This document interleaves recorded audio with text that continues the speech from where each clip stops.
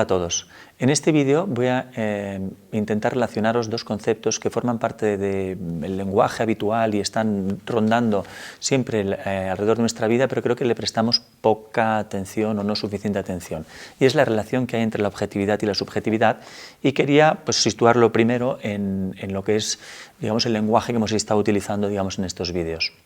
En uno de los primeros vídeos estuvimos hablando de que toda la realidad que vivíamos era psicológica, porque nosotros captamos la realidad a través de nuestros sentidos y construimos esa realidad en nuestro interior. Pero de todo ese paquete de información que nosotros creamos, digamos, esta realidad, podríamos dividir entre dos partes. Entre lo que forma parte de lo que es la realidad compartida, es lo que los demás también viven y ahí es donde nos tenemos que poner de acuerdo, y lo que forma parte de la realidad interna que nosotros, digamos, los demás no pueden experimentarlo de ninguna manera, como son pues nuestras emociones, aquellas cosas que sentimos internamente, etc. Y vamos a ver que esa realidad externa, esa realidad compartida, tiene que ver con la objetividad, y esa realidad interna tiene que ver con la subjetividad. De manera que, si nos fijamos un poco en nuestra vida, podríamos darnos cuenta que toda la educación que recibimos lo que hace es valorar extraordinariamente esta parte de la realidad compartida, lo que es la objetividad. Y entonces, ¿en qué nos educan? Bueno, pues nos educamos y nos educan en que cojamos las cosas y las delimitemos. Es decir, que yo cuando me refiero a silla, taburete, a camiseta, a micrófono, a gafas, lo que estoy haciendo es poner una frontera explicando lo que es eso y lo que no es. Y para poderlo explicar, lo que hago es delimitar un objeto y delimitar sus prestaciones, es decir, puede hacer estas cosas y no puede hacer estas otras, y así voy delimitando, digamos, y objetivizando, que significa que crear el objeto a base, digamos, de fronterizarlo. ¿Qué ocurre? Claro, internamente no recibimos ninguna educación, o sea, el estrés que yo pueda tener, la angustia, las emociones que tengo, no me han orientado o no me han educado para que yo comprenda y pueda gestionar todas estas cuestiones más subjetivas o internas. De hecho, estos vídeos no son tanto para que podamos comprender esta subjetividad, sino para ver la relación que hay entre ese aspecto subjetivo interno y ese aspecto objetivo interno. Una de las cosas que podemos ver claramente cuando nos volcamos hacia esa objetividad es el hecho de que cuando nosotros lo que hacemos es orientarnos a ver qué valor tienen los objetos y estamos completamente valorando el objeto con sus prestaciones, sin darnos cuenta, psicológicamente, al final acabamos viéndonos a nosotros mismos como un objeto. Es decir, yo soy un objeto de carne que tiene unas emociones, que piensa de una determinada manera, que tiene una determinada altura, que tiene unos determinados pensamientos, y es decir, es un objeto que lo cualifico con peso, medidas, etcétera, y con unas imágenes y con sus prestaciones. Y lo que no me doy cuenta es que cuando me veo de esa forma, lo que hago es tratarme como un objeto con prestaciones. Cuando cumplo las prestaciones que yo me atribuyo, me siento contento, y cuando incumplo las prestaciones que yo me atribuyo, me siento triste. Y es decir, que mi estado de ánimo está relacionado con el cumplimiento o no de las prestaciones que yo me he atribuido, que a lo mejor jamás me he puesto a reflexionar sobre si estas prestaciones las tengo o no. Y por ende, ¿qué ocurre? Pues inmediatamente a los demás, ¿cómo los veo? Los veo como objetos con prestaciones. Cuando cumplen las prestaciones que yo les atribuyo, me siento bien, estoy contento y voy a mimar el objeto. Cuando incumplen los demás las prestaciones que yo les atribuyo, pues al revés, lo que hago es infravalorar el objeto, hasta el punto de que puede serme inservible porque ya no cumple las prestaciones que yo le atribuyo, y entonces ¿qué hago? Lo desecho. Y lo trato exactamente como la palabra indica, como un desecho. Es decir, es exactamente igual que si tengo un boli o un rotulador que tiene la prestación que es pues que yo pueda pintar o pueda dibujar o que pueda escribir, y cuando incumple esa prestación, ¿qué hago? Pues desecho ese objeto.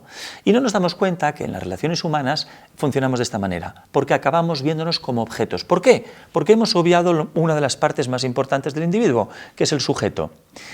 ¿Un individuo qué es en realidad? Podríamos decir que en esa realidad objetiva, ¿cuántas experiencias puedo vivir? Yo puedo vivir infinitas experiencias objetivas. Podría vivir, ¿no? O sea, el margen es decir, evidentemente no puedo vivir infinitas porque tengo un tiempo finito, porque tengo unas prestaciones finitas, pero de las infinitas experiencias del mundo objetivo que yo puedo vivir, puedo vivir, digamos, son infinitas y puedo vivir muchas.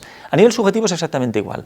¿Cuántas experiencias subjetivas se podrían vivir? Infinitas. ¿Pero cuántas vivo? Pues lo mismo, en función de la percepción, la sensibilidad que tengo, yo voy a vivir las que me toque vivir en la experiencia de mi vida. De manera que entre las infinitas experiencias objetivas y las infinitas experiencias subjetivas, cada uno de nosotros como singularidad lo que hace es vive un paquete de información. Es decir, vive las experiencias objetivas y vive las experiencias subjetivas. Claro, orientarnos completamente a lo objetivo, ¿qué está haciendo? Estamos teniendo una percepción parcial de nuestra realidad. Lo que tenemos que ver es que si nosotros somos este paquete completo, no tiene ningún sentido que desliguemos las experiencias subjetivas de las objetivas, porque somos todo eso. ¿Y qué ocurre? Que normalmente lo que hacemos es o nos orientamos hacia un lado o nos orientamos hacia el otro, pero no vemos la relación que hay entre lo subjetivo y lo objetivo. Y vamos a ver que el desarrollo personal, en lo que llamamos crecimiento personal o evolución de un individuo, tiene que ver con la capacidad que tenga de relacionar todos esos elementos o información subjetiva con todos esos elementos o relación del mundo objetivo. De hecho, aparte, digamos, del drama que se genera en el hecho de que nos valoremos a nosotros como objetos y a los demás como objetos y que los desechemos o nos desechemos a nosotros mismos cuando incumplimos esas cualidades o prestaciones que nos hemos atribuido, pues aquí vemos claramente que vivimos en una polaridad, lo que generalmente llamamos objetivo, objeto, materia, experiencias materiales, lo que llamamos muchas veces el materialismo, y subjetivo, que eso es lo que le damos muy poca valoración, pero que hay otros focos en la vida que le han dado mucha valoración, que es lo que normalmente desde mi perspectiva se confunde con lo que es la espiritualidad. Es decir, la gente cuando entra en el mundo de la espiritualidad lo que hace es la idea de entro en el mundo subjetivo, entro en el mundo de la experiencia interna y la intento ordenar o situar. Y está bien, es decir, no estoy diciendo que no sea importante, porque para mí es tan importante ese aspecto subjetivo como el aspecto objetivo. Pero desde mi perspectiva, la espiritualidad no es tanto el hecho de las experiencias subjetivas, sino es la relación o la relación que yo puedo hacer entre lo subjetivo y lo objetivo. Es decir, que el desarrollo de un individuo no está tanto en que de repente ahora, pues yo qué sé, si una persona se ha orientado toda su vida hacia la materialidad, a crear capital o la fascinación de los objetos, que son fascinantes, el mundo de la objetividad es extraordinario, de repente descubre la espiritualidad y se mete en el mundo subjetivo y se pone a indagar y a descubrir. Pero ¿qué relación tiene una cosa con la otra? O sea, ¿cómo relaciono? ¿Cómo sostengo lo objetivo con lo subjetivo? ¿Cómo sostengo lo subjetivo con lo objetivo? O sea, ¿qué relación hay? Porque si no, me estoy volcando en una de las partes de las experiencias y no hay crecimiento. Porque el crecimiento siempre va a ser aquella relación que yo soy capaz de hacer entre lo subjetivo y lo objetivo. Subjetivo, objetivo. Es decir, cuando yo me olvido del aspecto subjetivo, me estoy olvidando de mí como individuo. Si me oriento completamente, no me voy a poder manejar en el mundo objetivo. Y si me vuelco completamente al mundo objetivo, voy a tratarme como un objeto, porque me he olvidado, como decía antes, del sujeto. Entonces, ¿qué ocurre? Pues que no hay crecimiento. Es decir, que mientras yo no genero una relación consciente entre esos aspectos subjetivos y esos aspectos objetivos, no puedo crecer, no puedo desarrollarme, de hecho no puedo ni siquiera aprender, no puedo evolucionar.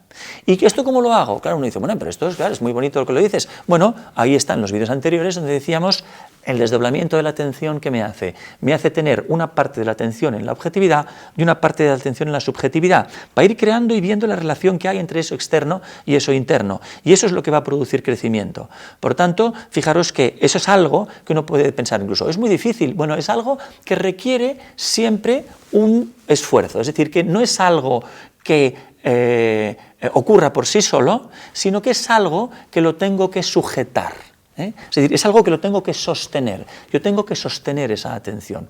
Y es ahí donde sostengo esta atención dividida entre el objetivo y lo subjetivo que aparezco como sujeto, por tanto se me genera esta sensación de presencia y como experiencia de presencia yo puedo vivir esa experiencia subjetiva, esa experiencia objetiva y ver la relación que hay. Porque mientras yo no pueda relacionar lo que hay, la relación que hay entre el objetivo y lo subjetivo, o entre lo subjetivo y lo objetivo, no puede haber crecimiento, no puede haber evolución.